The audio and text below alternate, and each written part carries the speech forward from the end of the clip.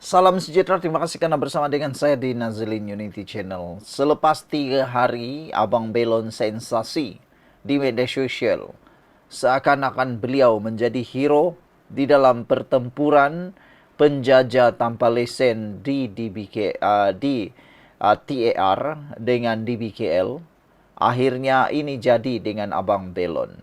Selepas beliau jadi sensasi, selepas berani bertempur dengan DBKL, dan ada juga yang mengangkat beliau seakan-akan jadi hero kerana berani bertempur dengan DBKL, yang mana menyebabkan juga kemarahan para penjual berlesen, penjajah berlesen dan peniaga berlesen di TAR, yang mana sudah tampil beberapa orang daripada peniaga berlesen, peniaga yang halal ataupun yang berlesen sah, menyatakan tidak puas hati mereka terhadap tindakan para penjual tanpa lesen di TAR, yang menyebabkan mereka kerugian. Bayangkan, para penjual berlesen itu menyewa bangunan-bangunan tersebut, tapak-tapak tersebut, dengan harga yang cukup lumayan mahal. Kita tahu kawasan tersebut memang kawasan tumpuan, tetapi nak berniaga perlu ada lesen. Tidak bolehlah sembarangan. Ini sudahlah tahu tiada lesen, berani pula cuba nak menyerang dengan sentuhan fizikal terhadap DBKL. Saudara, apabila Abang Belon jadi sensasi, datanglah pula Akmal Saleh bersama Cikgu Ban. Akmal Saleh datang, dia membuat ada satu video kita lihat panggilan telefon dan disensasikan.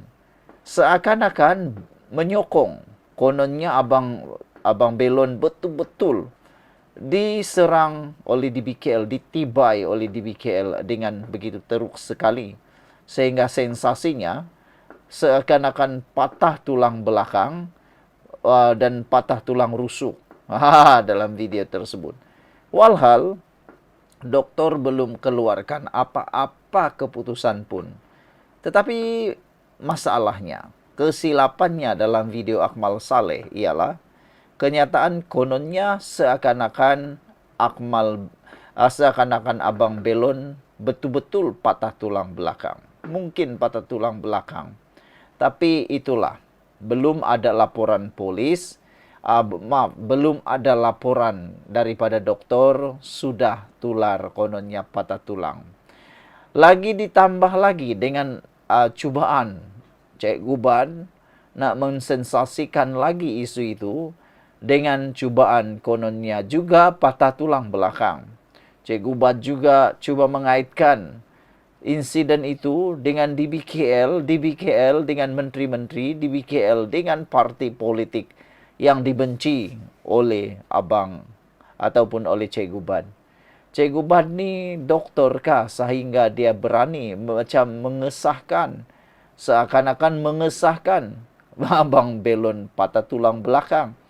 Kesiannya hari ini, akibat daripada kesilapan Abang Belon menerima nasihat dan menerima kunjungan beberapa orang yang tiada tauliah dalam bidang kesihatan, akhirnya Abang Belon terperangkap dalam situasi. Apa yang jadi dengan Abang Belon? Sumber mengatakan bahawa Abang Belon sah mempunyai 13 rekod lampau jenayah, yang mana 6 daripadanya berkait dengan kes dadah dan sudah ada yang didakwa di mahkamah. Sekarang kita nak tunggu pula apa komen daripada Cikgu Ban, apa komen daripada Akmal Saleh. Memang benar kita nak bagi peluang kepada orang-orang yang ada masalah, terutamanya berkait dadah, untuk bertaubat ataupun untuk mengubah hidup. Mungkin salah satu caranya ialah berniaga.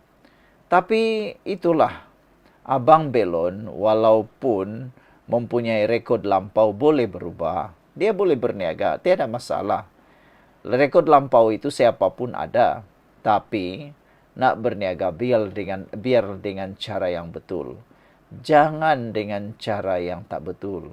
Nanti bermasalah pula. Persoalannya sekarang, di mana Cik Guban? Apa dia akan cakap selepas pendedahan 13 Jenayah lampau itu? Sekian untuk kali ini, jangan lupa tinggalkan komen Anda. Salam sejahtera, terima kasih karena bersama dengan saya di Nazilin Unity Channel. Selepas Abang Belon, kantoi tak patah tulang apa-apa, tulang belakang pun tak patah, tulang rusuk pun tak patah, tulang tangan pun tak patah, tulang kaki pun tak patah, tulang ayam pun tak patah. Akhirnya, satu persatu kesalahan demi kesalahan, kesilapan demi kesilapan Abang Belon terbongkar lagi. Itulah ramai netizen sebenarnya yang kesian. Bukan apa, kita kesian dengan Abang Belon sebab ramai ahli politik, ramai pempengaruh, ramai orang-orang yang ada di luar sana menunggang Abang Belon. Tanpa Abang Belon sedari, beliau menjadi bahan. Sebenarnya sekadar jadi bahan. Bahan apa? Bahan meraih populariti. Bahan apa? Bahan untuk menunjukkan relevannya konon mereka dalam politik. Hari ini kita digemparkan. Kita dapat satu lagi maklumat daripada Norman Ridzuan, seorang penulis politik, seorang penulis blog yang sangat terkenal yang saya sukai. Beliau menulis brother ni, yaitu Abang Belon, tak patah tulang belakang pun. Dalam video baru-baru ni yang tular, atau dalam gambar yang kita nampak dalam video, menunjukkan Abang Belon dapat dengan mudah duduk sambil berpeluk dengan seorang ahli politik. Dengan itu disahkan, kalau betul patah, tak mungkin Abang Belon boleh berdiri, boleh duduk. Maksud saya boleh duduk. Apalagi berpeluk-pelukan. Tapi itulah kata Norman Ridzuan, brother ni tak patah tulang belakang pun. Brother ni juga kesalahannya menyerang anggota penguatkuasa dan menjalankan perniagaan tanpa lesen. Selepas 2 kali dinasihati beredar. Dalam laporan polis yang dibuat oleh pegawai DBKL dan dalam media, dalam sidang media rasmi yang dibuat oleh DBKL, telah dinyatakan secara bertulis atau secara rasmi bahawa anggota yang menjalankan tugas itu sebenarnya telah pun dengan tanda petik diserang dengan adanya sentuhan fizikal.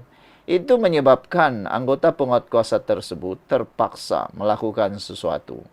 Dan yang lebih teruk lagi, Abang Belon telah pun mengaku beliau berniaga tanpa lesen. Pengakuan itu secara sahnya kalau dalam mahkamah sudah kalah 100%.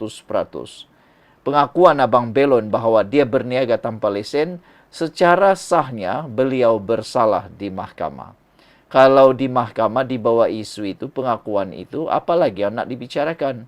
Memang dia dah salah. Itu sebabnya ramai netizen nasihati Abang Belon jangan jadi bahan lagi kepada ahli politik. Selepas 2 kali dinasihati beredar, apa yang Abang Belon buat? Dia tidak berbuat seperti itu. Walaupun Abang Belon sudah menafikan kononnya, beliau tidak pernah diberikan amaran atau nasihat tersebut. Nak percaya siapa? Abang Belon kah DBKL? Saya rasa DBKL mempunyai SOP tertentu. Mustahillah pegawai itu tidak melaksanakannya mengikut SOP yang telah digariskan. Tapi kerana Abang Belon, anggota penguatkuasa digantung kerja. Kesian kan? Penguatkuasa yang terlibat dalam pergelutan itu digantung kerja. Abang Belon masuk hospital dilawat oleh pelbagai orang, diberi bantuan dan sebagainya. Tak apalah, mungkin dia perlu.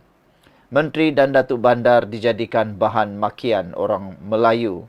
Orang-orang Melayu ketika Hari Raya. Yang menyedihkan ialah gara-gara Abang Belon, gara-gara ahli politik menggunakan isu ini, akhirnya Menteri dan Datuk Bandar jadi bahan makian. Yang lebih teruk lagi, dimaki oleh orang-orang Melayu sendiri pada ketika Hari Raya. Amatlah menyedihkan. Bagaimana Menteri dan Datuk Bandar dapat pertahankan diri? Tiada siapa dapat bantu. Hikmahnya mudah saja. Abang Belon dapat pergi umrah percuma.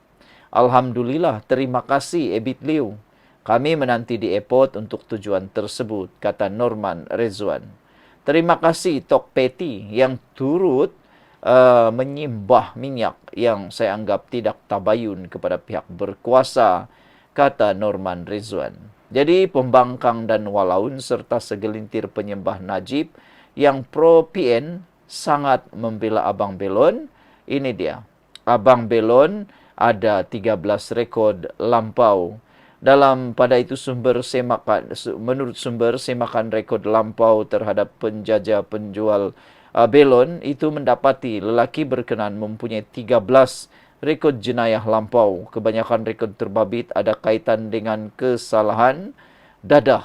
Suspek sebelum ini pernah dihadapkan ke mahkamah bagi 6 daripada kes tersebut. Jadi, nak tanya, di mana Cikgu Bad sekarang? Jumpa lagi. Bye-bye.